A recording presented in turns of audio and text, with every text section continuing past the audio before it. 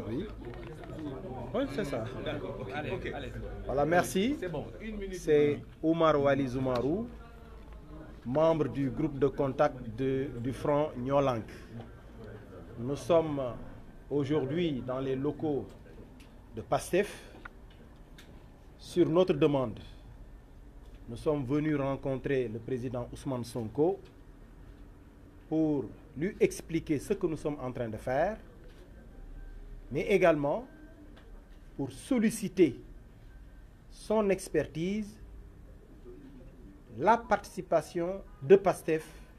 dans ce que nous sommes en train de faire dans le front Nyolank Nyobagne. Je crois que dans cette série de rencontres, il y a des leaders qui aujourd'hui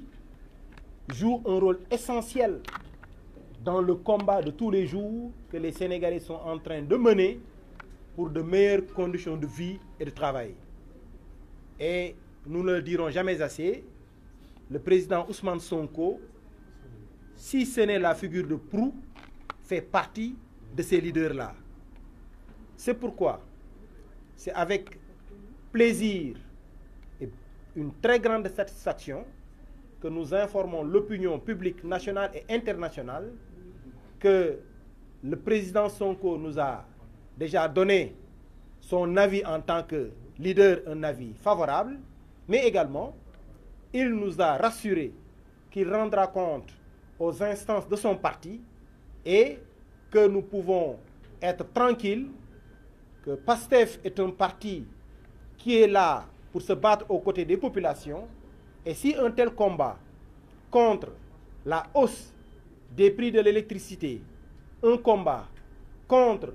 l'emprisonnement arbitraire de beaucoup de leaders d'opinion est engagé par un front dénommé Nyolank,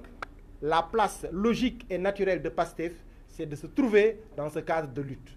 Donc aujourd'hui, nous pouvons dire que nous sommes satisfaits et que, avec la présence de PASTEF à nos côtés, la lutte connaîtra une autre envergure. Et ce sera tout à l'honneur des Sénégalaises et des Sénégalais qui sont aujourd'hui étreints par la cherté de la vie, étreints par des factures qui sont devenues insupportables. Je vous remercie.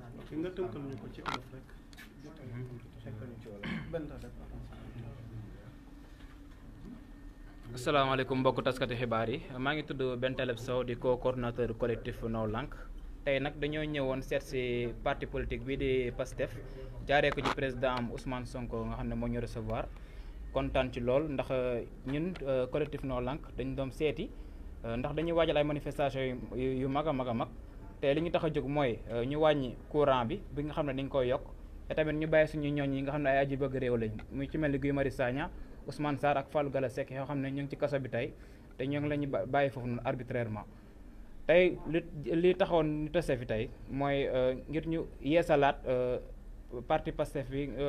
bokkaayam ci collectif Nyolank li tax parce que PASTEF yàgg na bokk ci ay membre PASTEF yu bëri nag mën nañoo wax ne sax dañuy ñëw ci manifestation yi daanaka sax suñuy jàpp ay suñuy élément nga xam ne Nyolank waa PASTEF da ciy bokk donc jàpp nañ ne PASTEF déjà moo ngi ci biir waaye tamit dañ dem yeesalaat suñu taxawaay ngir fas yéene partager suñuy xalaat ngir manifestation yi nii di waaj a ñëw dañoo jàpp ne tamit nag dañoo war a seeti ñëpp ñoo xam ne ils partagent le combat ñëpp ñoo xam ne ils sont engagés ñoo xam ne ils assument leur position xam nga ne ñun ñii duñ dem seeti n'importe qui dañu seeti tamit ñëpp donc ñëpp ñu ñuy seeti dañuy xam ne carrément dañ fee toogal askan wi te ñoo xam ne yàgg nañoo xeex ngir population ñu jël seen revendication léegi nag loolu je pense que loolu kese la woon question waaw suñu càkkuteef ñoom comme que organisation bu organiser lañu dañuy fas yéene nañu jox nañu sañ xalaat ne tak dinañ toog waxtaan ak seen parti politique xool ban taxawaay la ñu gën a am ci biir collectif bi. Merci. Bravo.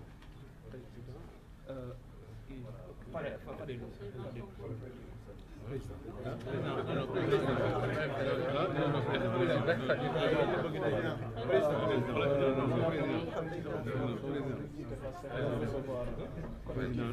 nuyoo ba pare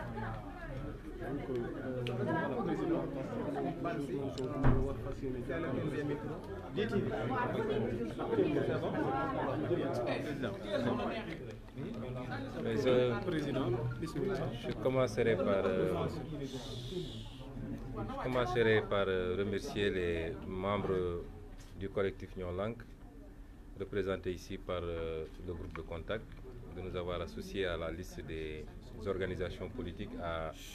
visiter et avec lesquelles ils ont souhaité partager un peu le sens et les motivations de leur combat. Je les encourage et je les félicite parce que ce qu'ils font, c'est noble. Quand des citoyens prennent sur eux de se sacrifier, de prendre de leur temps, de leurs moyens financiers, physiques, de prendre des risques pour se battre et défendre l'intérêt général, je crois qu'ils sont à féliciter parce que ça ne court pas les rues, malheureusement. De les encourager également parce que face à ce qui peut s'apparenter à une léthargie, quelquefois, d'une bonne partie des Sénégalais, ils peuvent être amenés à être gagnés par un sentiment de découragement. Ce qu'il ne faut justement pas. Il faut juste adapter le combat, les méthodes par rapport au contexte et par rapport à l'environnement. Et donc nous les félicitons, nous les encourageons. Je considère que c'est de vrais patriotes, de dignes patriotes. Et qui dit patriote parle également de notre idéologie politique basée sur le patriotisme, c'est-à-dire l'amour de la patrie. Et c'est pourquoi il était important de les écouter. Mais je considère que c'était une formalité simplement. Parce que PASTEF a toujours été, de tous les combats, depuis sa création en 2014 jusqu'à présent, il n'y a eu aucun collectif, aucun, je dis, qui ait été érigé pour se battre contre la prévarication, la corruption, l'accaparement des biens publics et des ressources naturelles, ou alors contre la cherté de la vie, sans que PASTEF n'y ait participé directement. Je ne parle pas de participation indirecte. Et au jour d'aujourd'hui, je crois que PASTEF est largement engagé dans le collectif Noo Lank, participe à toutes les manifestations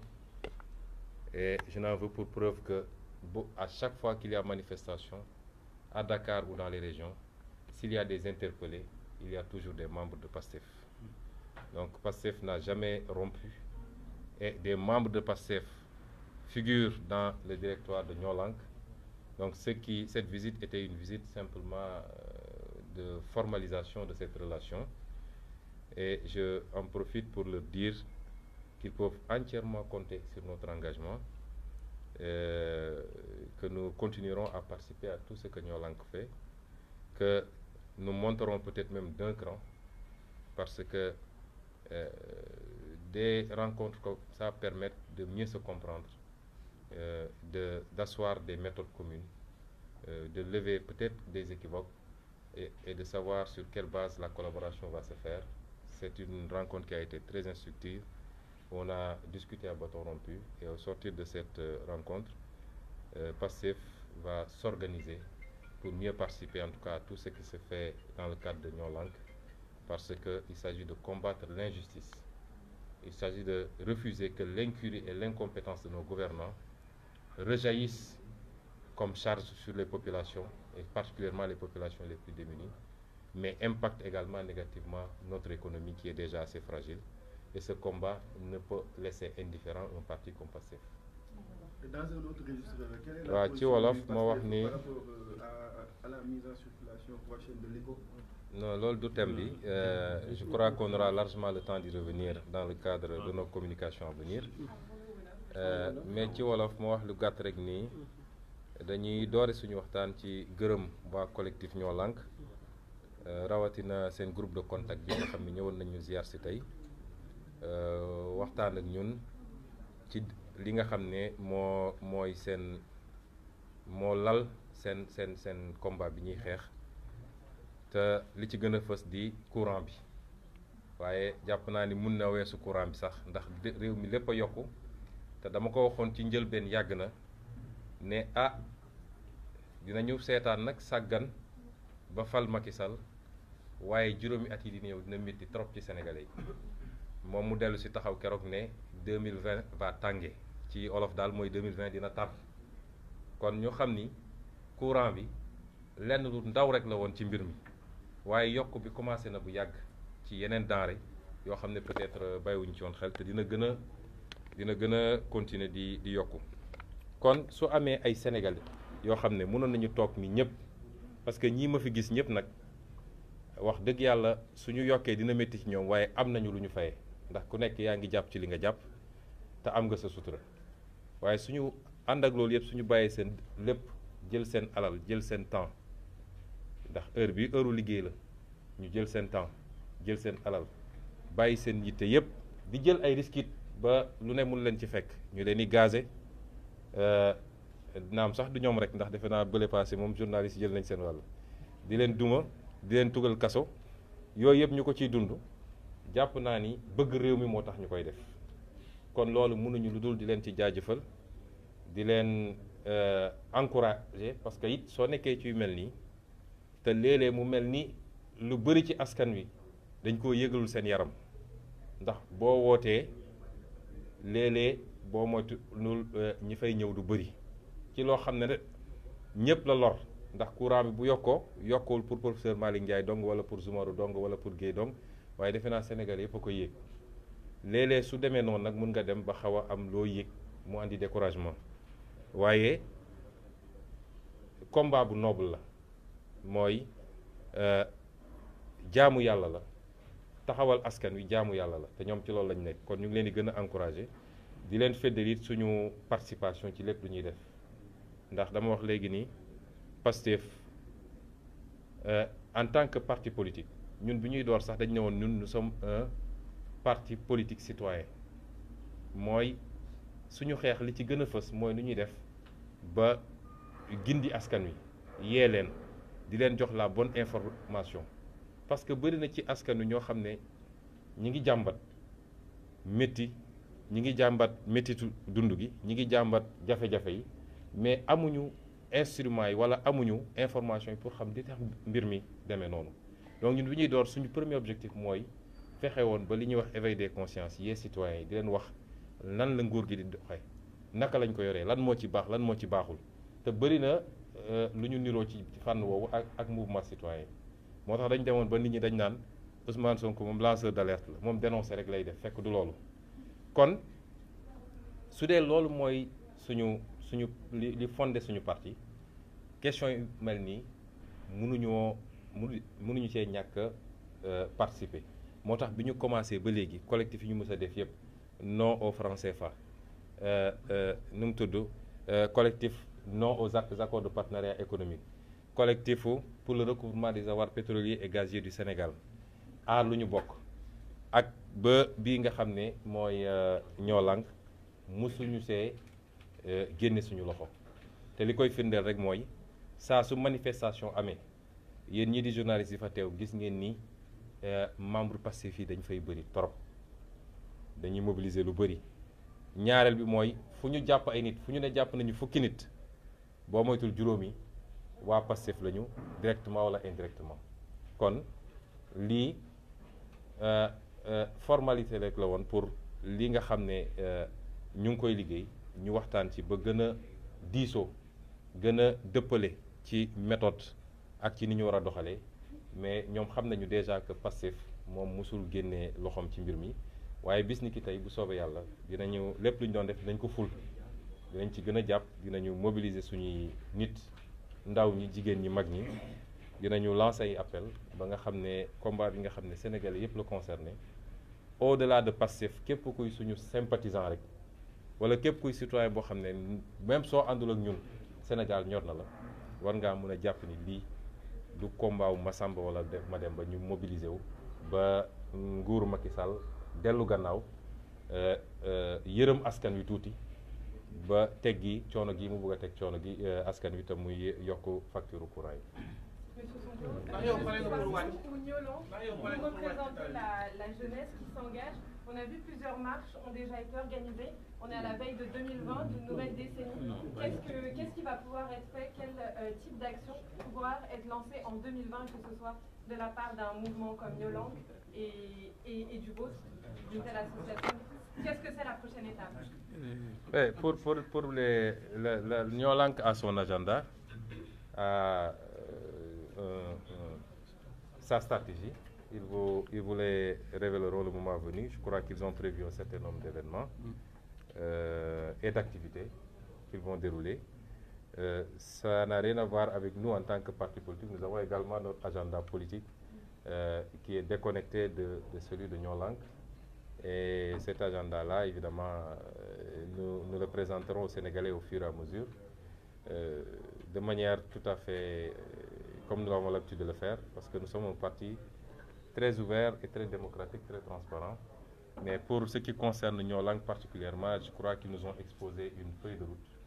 et une série d'activités. Je ne pense pas qu'il y en ait d'ici le 31 décembre, mais dès le début janvier, il y a un certain nombre d'activités qu'ils ont déjà annoncées à la presse d'ailleurs. Demain, le président Macky Sall fera son adresse à la nation. C'est pas l'ordre du jour. Merci président.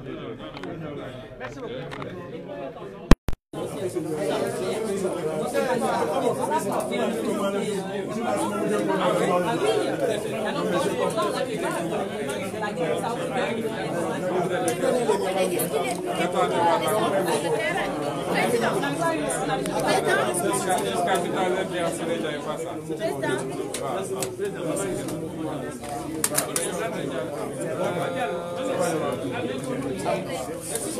Excuse-moi.